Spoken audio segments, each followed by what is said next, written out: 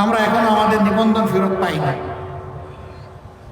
একটা মাত্র দল, যেই দলের শীর্ষ নেতাদেরকে খুন করা হয়েছে, 1 নয় 11 জন। একটা মাত্র দল, যে দলের কেন্দ্রীয় অফিস থেকে সারা দেশের সমস্ত অফিসে তালা ঝুলিয়ে রাখা হয়েছিল। একটা, এই সত্য কথা বারবার বলেছি, বলতেই থাকবে।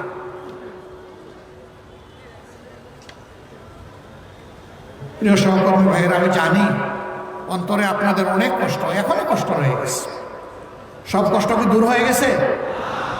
এখনো আমরা আমাদের প্রিয় সম্মানিত আজহার ভাইকে আমাদের বুকে ফেরত পাইনি। কোনো ধান্দা এবং দানাই পানাই আমরা চাই না।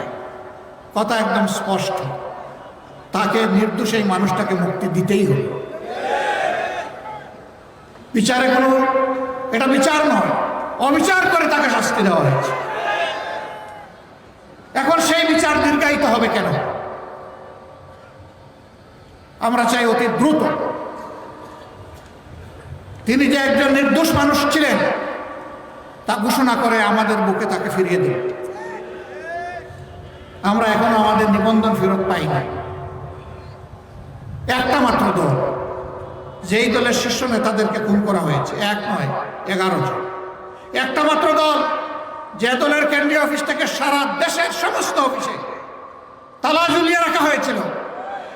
একটা মাত্র দল, যে দলের নিবন্ধন এবং লোগো কেড়ে নেওয়া হয়েছে। একটা মাত্র দল, যেই দলকে নিষিদ্ধ ঘোষণা করা হয়েছে। জ্বালা, বড় জ্বালা। জ্বালা কেন জ্বালা? জ্বালার একমাত্র কারণ, এই দলটি তাদের একই স্লোগান বরাবর দিয়ে আসছে, মানুষের মুক্তির জন্য আল্লাহর আইন চাই, আর আল্লাহর আইনের বাস্তবায়নের জন্য অসৎ নয় সৎ লোকের শাসন চাই। তো যারা কালো, তারা তো কালোর সাথেই বন্ধুত্ব করবে, সাদাকে সহ্য করবে কিভাবে?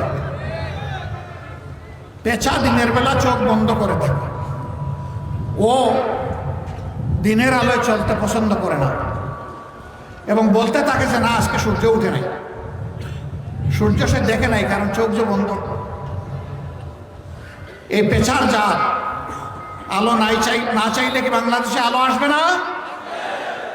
ইনশাল্লাহ সেই আলো কোরআনের আলোর হাত ধরে আসবে ইনশাল্লাহ।